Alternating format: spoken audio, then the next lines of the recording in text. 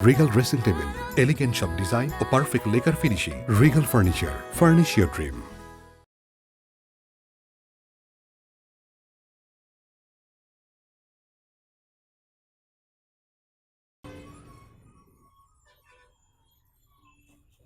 Good morning ma'am. Good morning. Ma'am 302 number রুমের পেশেন্টটা আছে, রিলিজ নিয়ে চলে গেছে। খুব ভালো খবর। জি ম্যাম। আজ কার্ডিওলজি ভালো কোন ডাক্তার আছে আপনাদের এখানে? সার্জন হলে ভালো হয়। জি আছে, ডক্টর সুমায়া সুমি, আমাদের বেস্ট সার্জন। না না না, আমি কোনো মেয়ে ডাক্তারের প্রতি ভরসা করতে পারছি না, কারণ তারা ছুরিকাছি ধরতে ভয় পায়। কোনো মেল ডাক্তার নেই ভালো? আপনি ডক্টর আনোয়ারকে দেখাতে পারেন, উনি খুব ভালো সার্জন। জিনাত, দুজন পেশেন্ট আসবে, একটু টাকা পয়সার প্রবলেমে আছে, তুমি একটু কনসেশন করে দিও, আমি পরে সাইন করে দেব। ঠিক আছে ম্যাম, কিন্তু আপনি তো প্রতিদিনই কাউকে না কাউকে। Take care.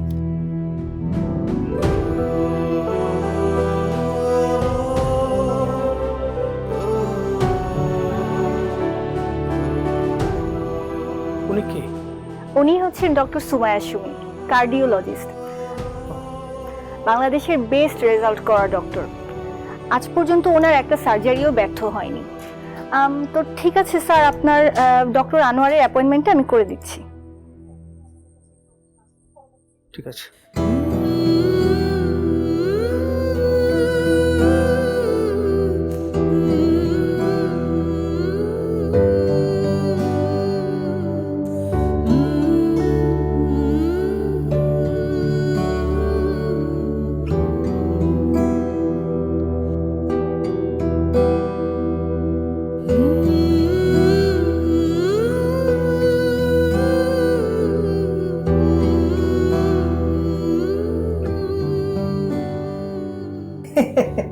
ম্যাডাম, এখন সব কিছু আপনার উপরে ডিপেন্ড করতেছে। আমার উপর ডিপেন্ড করছে মানে? মানে আমাদের ওই নতুন ল্যাবের ফিউচার। আপনি তো এই হসপিটালের সবচেয়ে বেস্ট কার্ডিওলজিস্ট। তাছাড়া আমাদের ওই ল্যাবে সব টেস্টের জন্য বিদেশ থেকে যন্ত্রপাতি এনেছি। ওই আপনি শুধু ওই পেশেন্টদের একটু রেফার করে দেবেন, তাহলেই দাঁড়িয়ে যাবে আমাদের ল্যাবটা। আপনারা মনে হয় আমার সম্পর্কে জানেন না। আমি কখনোই কোনো পেশেন্টকে ল্যাব রেফার করি না, আমি তাদেরকে শুধু টেস্টগুলো করতে বলি, সেটা তারা যেখান থেকেই করাক।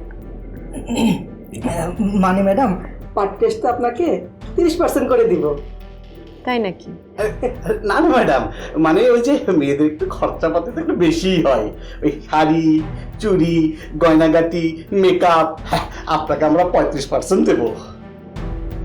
চা খাবেন? জি জি জি জি। Leave leave. ম্যাডাম আপনাকে আমরা 40% দেবো। বেরিয়ে যান। Get out, get out.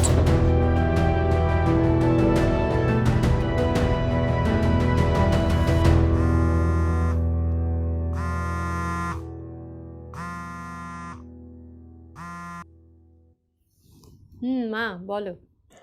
আজকে রাহাতদের বাড়ি থেকে তোকে দেখতে আসার কথা না? তুই কখন আসবি? কখন রেডি হবি? রাহাত মানে ওই ছেলেটা তো, যার ফ্যামিলি একটা শিক্ষিত বউ চায় কিন্তু বউকে বাইরে কাজ করতে দেবে না। আরে ওরা তো সব মেনেই নিয়েছে। এখন যদি ওরা নিজেদের ভুল নিজেরা শুধরাতে চায়, তাহলে আমরা সুযোগ দেব না কেন? মা, তোমরা চাইলে আমি সবই করব, কিন্তু মেনে নেওয়া আর মনে নেওয়ার মধ্যে কিন্তু পার্থক্য আছে। তুমি শিওর ওরা আমাকে মন থেকে মেনে নিয়েছে? তুমি বরং ওদেরকে আরেকটু ভাবতে বলো। আচ্ছা, এক কাজ করি, আমি নিজেই রাজ সাহেবের সাথে কথা বলি। ঠিক আছে, তাহলে তুই বলে নে কথা। রাখছি।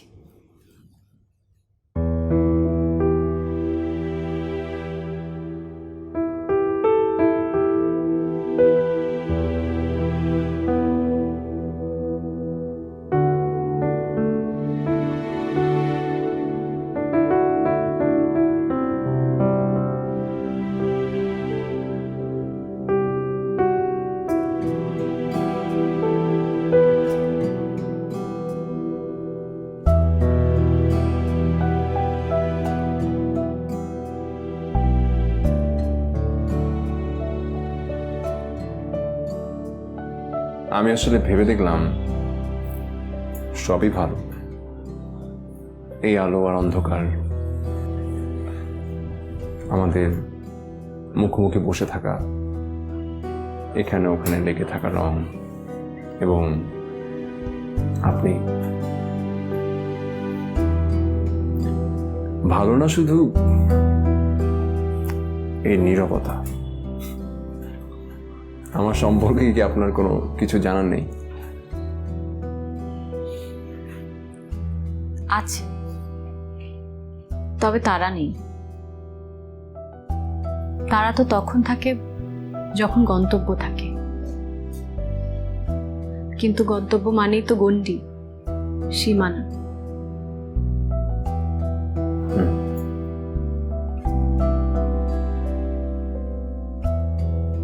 আমার ফ্যামিলি সিদ্ধান্ত নিয়েছে আপনার সঙ্গে আমার সারা জীবনটা কাটানোর। আমি চাই এমন একটা জার্নি শুরু করতে যেটা আমৃত্যু চলবে। আর আপনার সিদ্ধান্তটা কি? তোমাকে প্রথম দেখাতে আমি আসলে সিদ্ধান্ত নিয়েছিলাম যে তোমাকে বিয়ে করব, কিন্তু মানে আমি বা আমার ফ্যামিলি আমরা কখনো ভাবিনি যে তোমার মতো একটা মেয়ে আমাদের ফ্যামিলির বউ হবে। আমার মতো একটা মেয়ে মানে? অ্যাকচুয়ালি জানো তো, আমাদের পরিবারে তেমন একটা আর্থিক অনটন নেই, তাই আমাদের ফ্যামিলির মেয়েরা, হয়তো বউরাও শিক্ষিত হয় ঠিকই, কিন্তু কেউ চাকরি করে না। তাহলে কি করে? বিজনেস? আরে না না, কিছুই করে না। করার দরকারই পড়ে না। তাই পরিবার চাইছিল একদম পুরোপুরি ঘরের লক্ষ্মী। যে মেয়ে চাকরি করে সে ঘরের লক্ষ্মী হয় না? এনিওয়ে, আপনার চাওয়াটা কি সেটা জানা হলো না। সত্যি বলতে তোমার চাকরি নিয়ে শুরুতে আমারও আপত্তি ছিল। আসলে সবসময় এটাই দেখে আসছি তো, হতে পারে এটা একটা কারণ, অথবা এটা সংস্কারও হতে পারে, তাই না? তাহলে সত্যি বলতে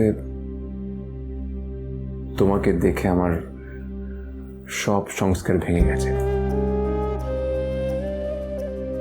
আমার জীবনে তোমার মতো একটা ভালো মানুষ দরকার। আমার মনে হয় না আমি তোমার সাথে ভালো মানুষ আর খুঁজে পাবো। বোঝা যাচ্ছে খুব কম খুঁজেছেন, আর একটু খুঁজে দেখেন, নিশ্চয়ই পেয়ে যাবেন। এই বড় হকে স্বাগত জানাই Regal dressing table. Regal dressing table, elegant সব ডিজাইন ও perfect lacquer finishing. Regal furniture, furnish your dream. তোমাকে ভালোবাসে শুনি, আর সারাটা জীবন আমি তোমার হাত ধরেই কাটাতে চাই। দেখুন, পেশাগতভাবে আমি একজন ডাক্তার। আমার পেশায় দিন রাত বলে কিছু নেই, টাইমিং এর খুব সমস্যা। আপনাকে কিন্তু এগুলোর সাথে কোপ করতে হবে। সময় তো একটা ইলুশন মাত্র। আমরা না হয় সবকিছু ছাপিয়ে নিজেদেরকে খুঁজে নেব। প্লিজ চলো না, আমরা একটা দিক শূন্য জার্নি শুরু করি। আমৃত্যু, কোনো গন্তব্য ছাড়া, সীমানা ছাড়া, গণ্ডি ছাড়া।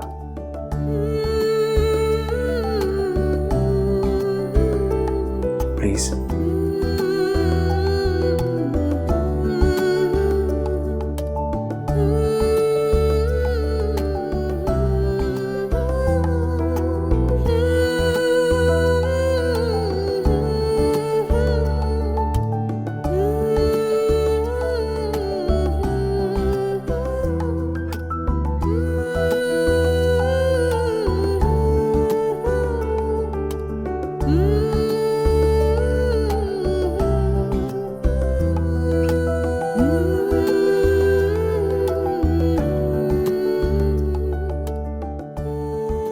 বৌমা, তুমি রান্না বান্না কিছু পারো?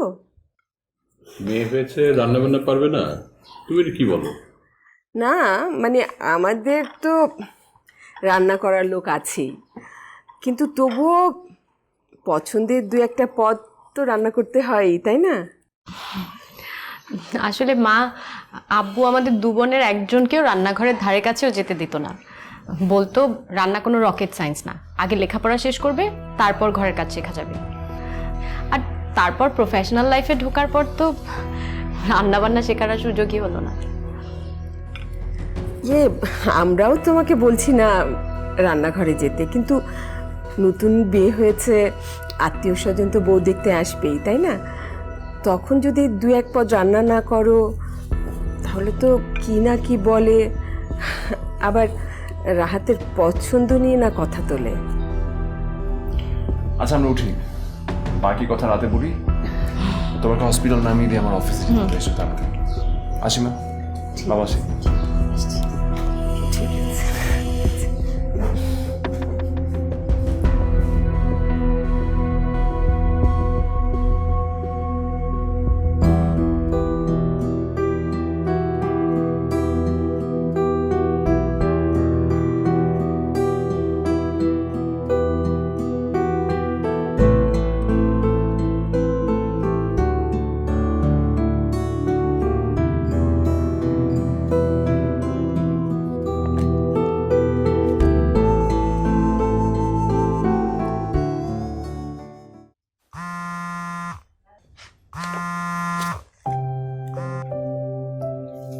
হ্যালো।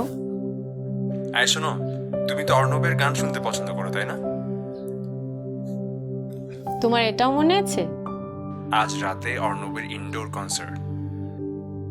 সত্যি? ইস, যদি আগে জানতাম। এখন তো সন্ধ্যা হয়ে গেছে। টিকিট কাটতে? Your wish is my common madam. আমি কেটে নিয়েছি। সত্যি? উফ, thank you so much.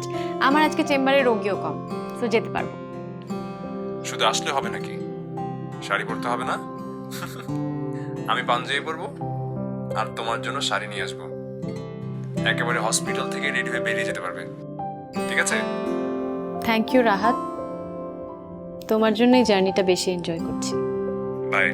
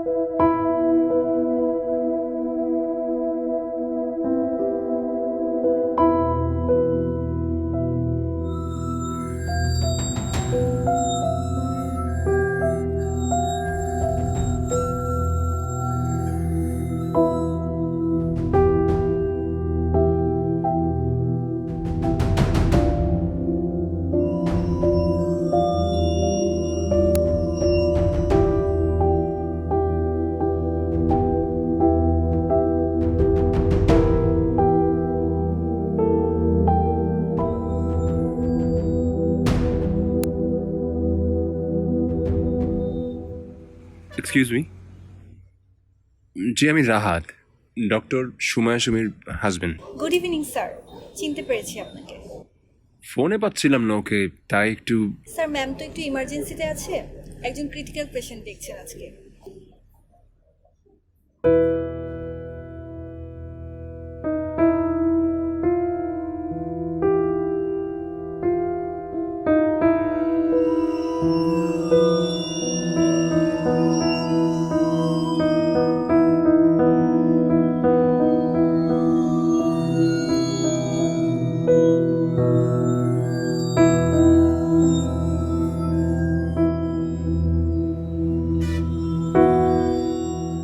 Sumi আপু, আপনার ক্যারিয়ারে তাহলে আরেকটা পালক যোগ হলো, তার মানে আরেকটা সাকসেস।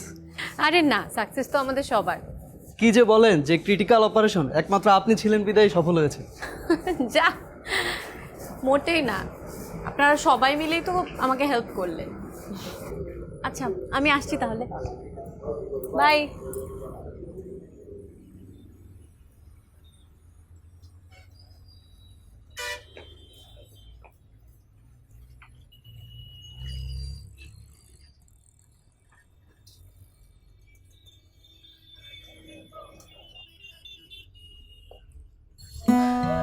সরি সরি, অনেক দেরি হয়ে গেল, চলো গাড়িতে উঠি।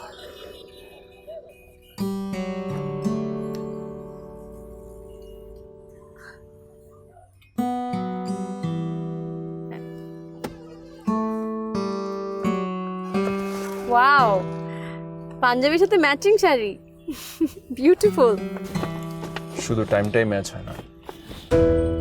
আই এম সো সরি, আমার আসলে হঠাৎ একটা এমার্জেন্সি, একটা পেশেন্ট আসলো সার্জারির, তোমাকে আর জানাতেও পারলাম না। আমার জন্য তোমার কনসার্টটাও মিস হলো, সরি।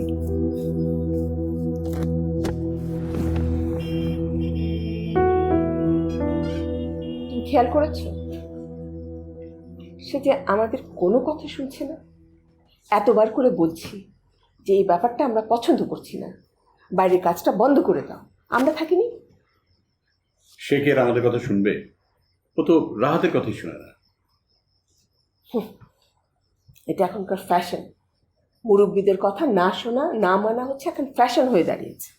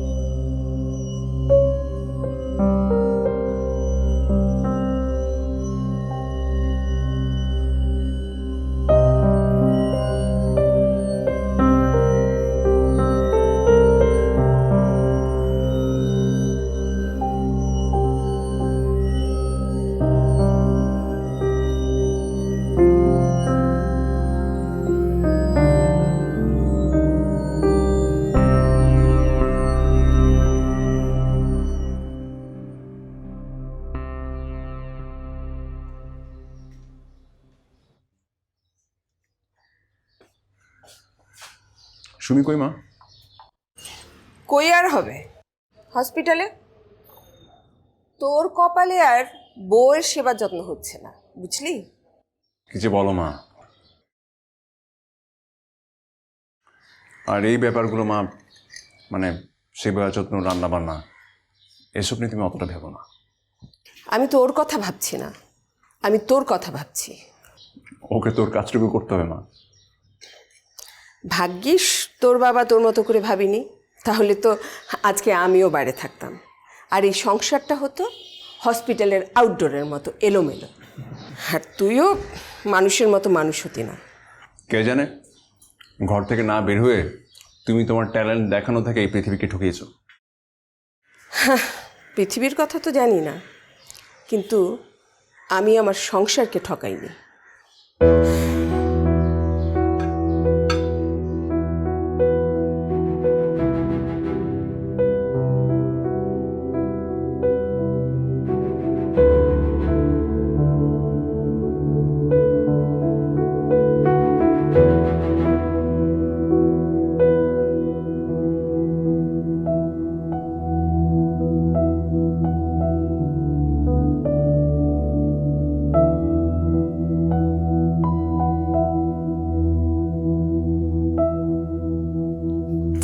সরি, অনেক দেরি হয়ে গেল, আসলে এক্সামের অনেকগুলো খাতা দেখা বাকি ছিল তো। তুমি এখনো খাওনি? তুমি সকালে বলে গেলে তো পারতে। এতবার ফোন দিলাম, ফোনটাও ধরলে না। সারাদিন যদি এভাবে কোনো কন্ট্যাক্ট লেস থাকো তাহলে তো ভালো লাগে না বিষয়টা। সরি, আজকে অনেকগুলো সার্জারি ছিল, তারপর খাতা দেখা, সব মিলিয়ে। আর আমি সকালে তোমাকে বলে যেতে চেয়েছিলাম, কিন্তু তুমি এমন করে বাচ্চাদের মতো ঘুমাচ্ছিলে, আর উঠাতে ইচ্ছা করলো না। আচ্ছা, এখন খুব খিদে পেয়েছে, হাতটা ধুয়ে আসবে তাড়াতাড়ি। সরি। তাড়াতাড়ি এসো।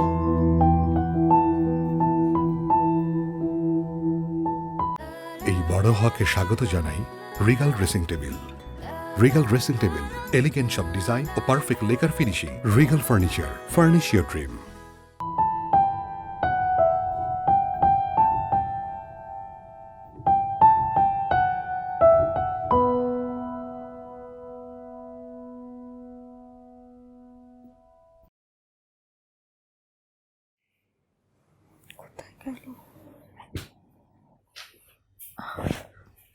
তুমি এত রাতে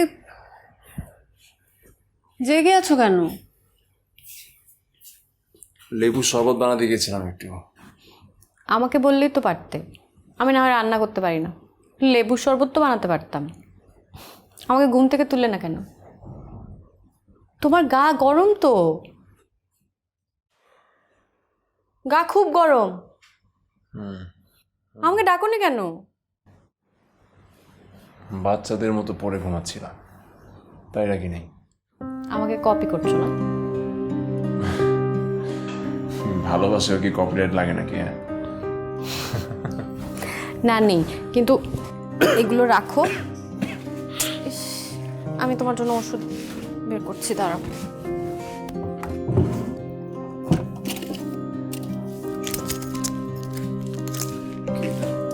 না, এখন একটা ওষুধ খেয়ে নাও। দেখি, গা এখন তো অনেক গরম।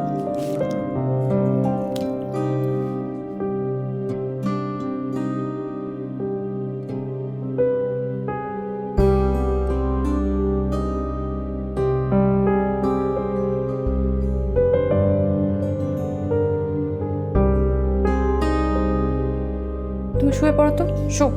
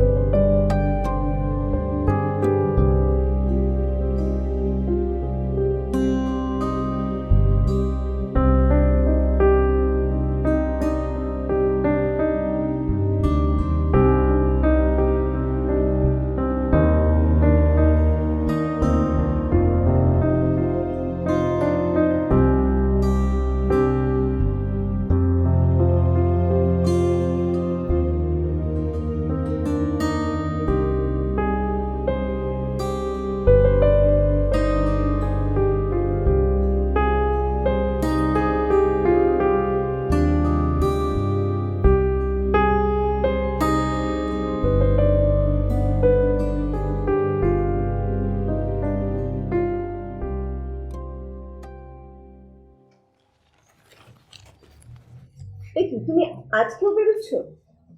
মা, হসপিটালে যেতে হবে, পেশেন্টরা ওয়েট করছে। ঘরে তো পেশেন্ট আছে। রাত নাকি কাল সারা রাত ঘুমাতে পারিনি? বাবা, ওর টেম্পারেচার কমেছে, আমি ওষুধ দিয়েছি, আর ওটা তো নর্মাল ভাইরাল ফিভার।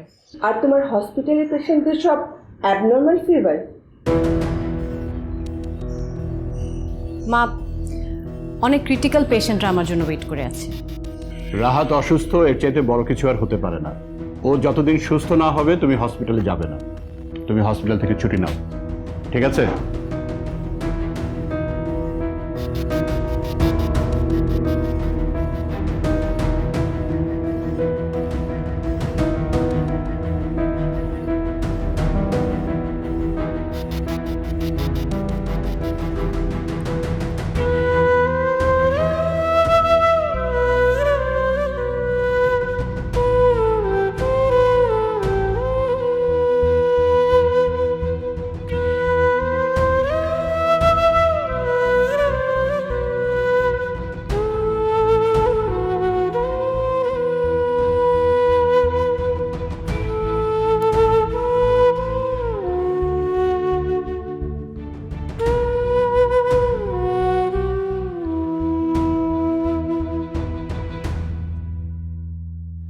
না, আজকেও পারবো না। দেখি, চেষ্টা করব।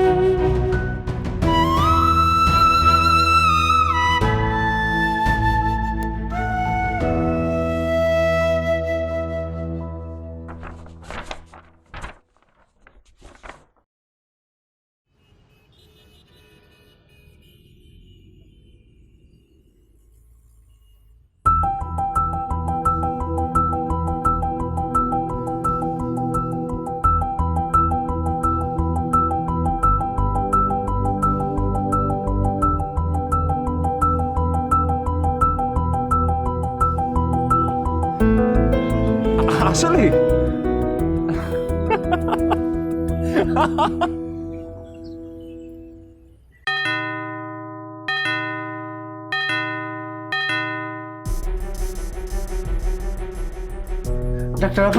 ডাক্তার আপা নাই? তুমি কে? আমি মজিদ, পাশের বস্তিতে থাকি। বউটা পোহাতি তো, ধুম করে কি জানি হয়েছে। ডাক্তার আপা যদি একটু দেখতো। উনি কোথায়? আমার ঘরে আপা। চলেন আমি আপনার সাথে যাচ্ছি। তুমি এত রাতে কোথায় যাচ্ছ? বাবা রোগী। রোগী নিয়ে হসপিটালে যাবে, তুমি কেন বস্তিতে যাচ্ছ? তুমি কোন বাড়ির বউ ভুলে গেছো? মা আমি বউ পরে ডাক্তার আগে। রাহাত আমি যাচ্ছি। না সুমি, তুমি যাবে না। তোমার নিজের শরীরের অবস্থা তো ওই রোগীর মতো। আমি তোমার শরীর আর আমাদের সন্তানকে নিয়ে আমি কোনো রিস্ক নিতে চাই না, প্লিজ। আপনি যান প্লিজ, হসপিটালে যান। এটা তো হসপিটাল না, এটা তো বাসা না। যান। রাহাত ডাক্তার আপা, তুমি এসো, রুমে এসো প্লিজ। ডাক্তার আপা, ডাক্তার আপা, কি করব?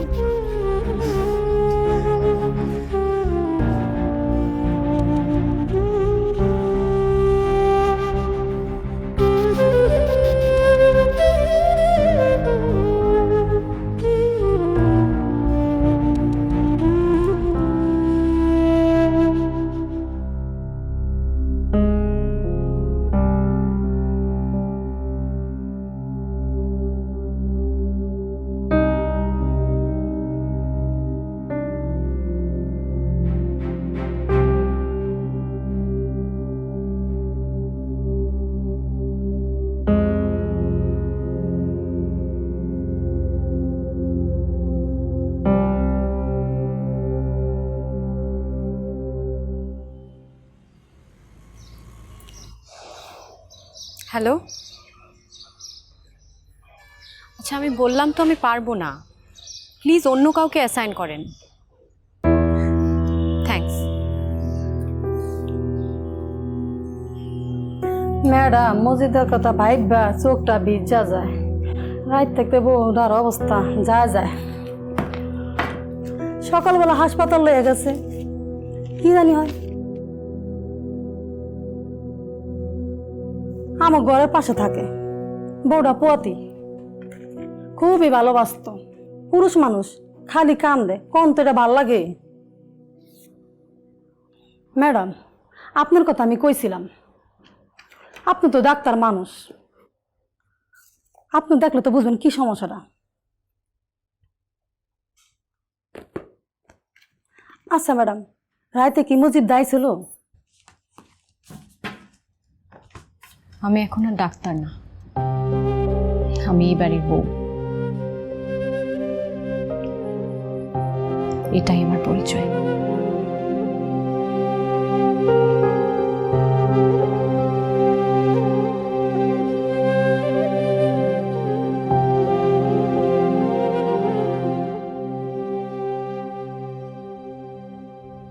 সুমি,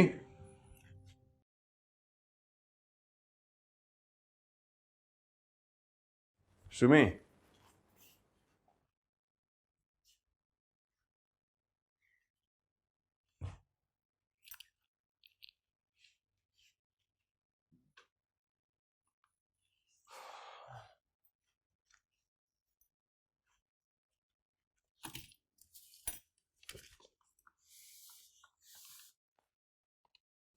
রাহাত, সংসার নামক সামাজিক বন্ধন মানুষের কাছ থেকে দূরে সরিয়ে দিচ্ছে আমাকে। সীমানা ছাড়া দিক শূন্য জার্নিতে আমার কোনো নিজস্বতা থাকবে না, অসহায় মানুষের পাশে থাকতে পারবো না। সেটা কেমন কথা?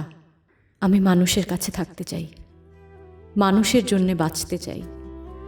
তাই সিদ্ধান্ত নিয়েছি, সবার মনের মতো করে না হোক, নিজের মনের মতো হব। আমিও তো এখন মা। আমার ভেতরে বেড়ে ওঠা প্রাণটাকে যেন আমি গর্ব করে বলতে পারি, আমি একজন ডাক্তারের প্রকৃত কর্তব্য পালন করেছি। মানুষ হয়ে মানুষের সেবা করেছি, ভিতুর মতো বাসায় বসে অমানুষ হয়ে যায়নি। তাই চলে যাচ্ছি, ভালো থেকো। স্বপ্নগুলো সব থমকে গেছে, চার দেয়ালের বন্ধ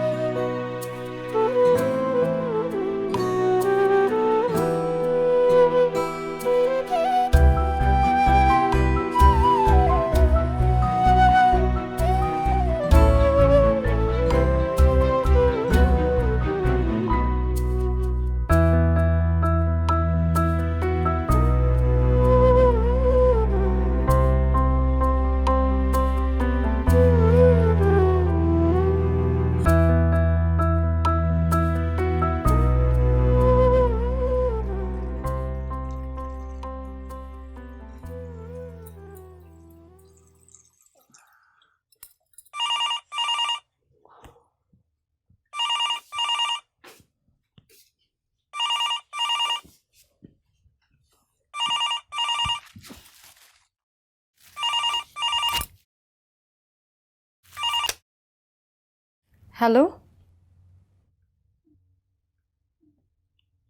আরেকজন?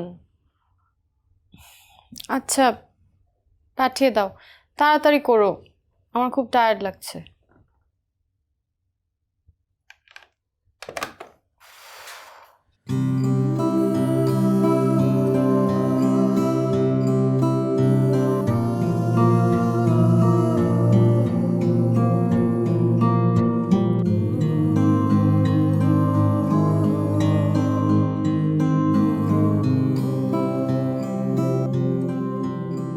বলুন, কি সমস্যা?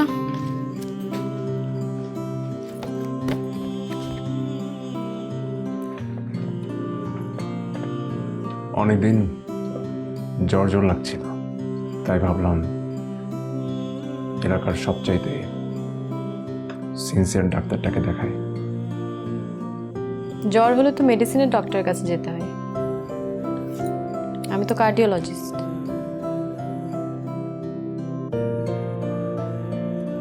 আসলে হার্টটা যেদিন থেকে হারিয়ে গেছে সেদিন থেকে অসুখে শুরু।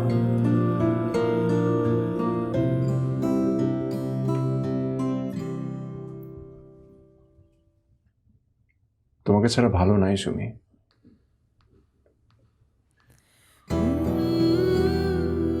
আমি বুঝতে পেরেছি তুমি কি বলতে চাও। আমিও চাই আমাদের সন্তান তার মায়ের সাহসের কথা জানুক। আমিও চাই তুমি আমাদের সবার সবচেয়ে বড় উদাহরণ হও।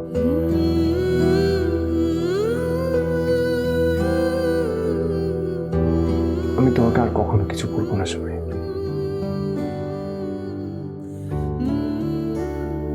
আমি তোমার সব কথা শুনবো সুমি, সব কথা শুনবো। আমি কিচ্ছু বলবো না, কিচ্ছু না।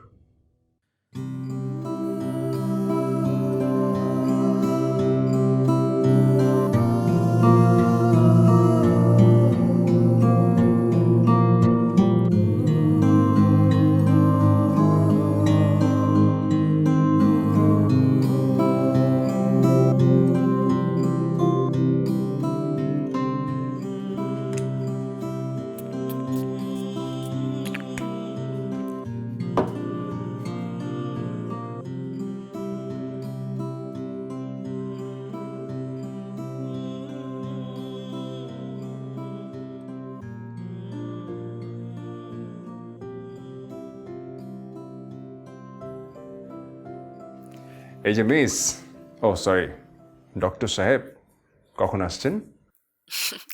আসবো। আচ্ছা, অ্যানিভার্সারিতে তোমাকে কি দেবো বলো তো? তুমি বলো, তোমার যা লাগবে সেটাই। তবে প্লিজ আজকে দেরি করো না, হ্যাঁ?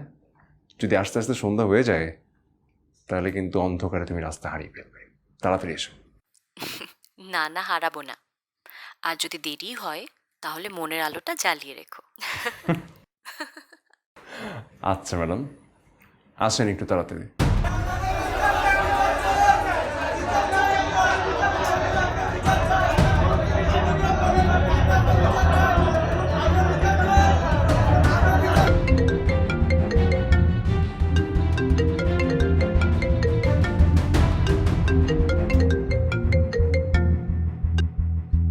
হ্যালো স্যার, ম্যাডাম একটা বাচ্চার অপারেশন করতে যায়, বাচ্চাটা মারা যায়। কি? পেশেন্টের আত্মীয় স্বজনরা হসপিটাল এসে ভাঙচুর করতেছে স্যার।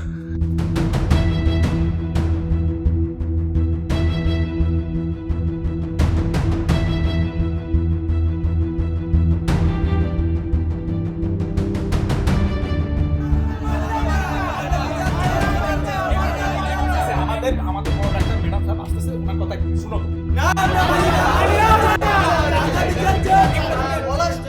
আপনারা শান্ত হন, আপনাদের আবেগটা আমি বুঝতে পারছি, কিন্তু আমরা ডাক্তাররা সবাই অনেক চেষ্টা করেছি।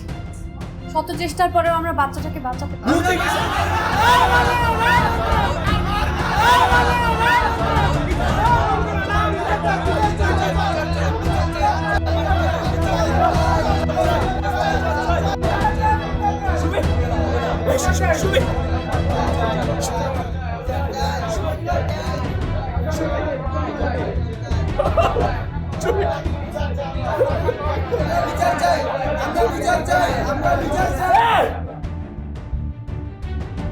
দোষ কি ওর?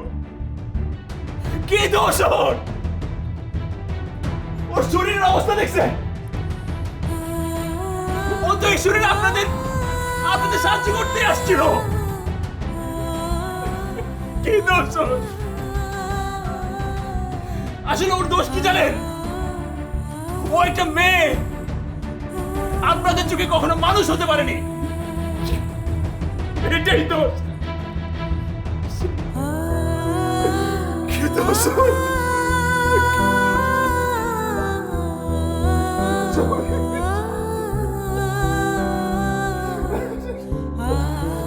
আমার যদি কিছু হয়, আমার সন্তান জানে না জানে যে আমি খুনি। আমি জীবন নিতে জানি না না। আমি সব চেষ্টা করেছি, বিশ্বাস করো। আমি প্রাণ বাঁচাতে জানি, নিতে জানি না রাহাত।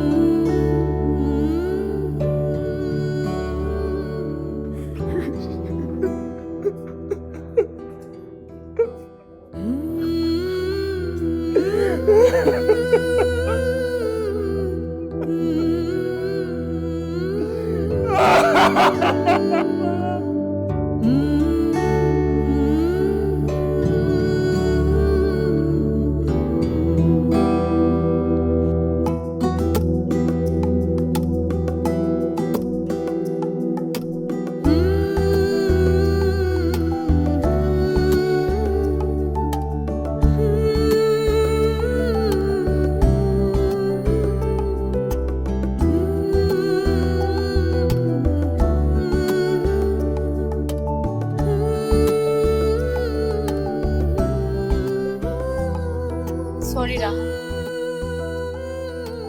আমাকে তুমি ক্ষমা করে দিও।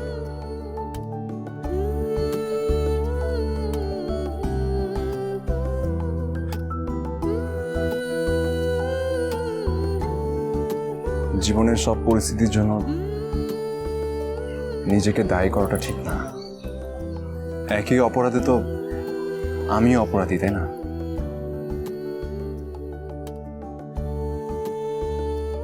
সো আমরাই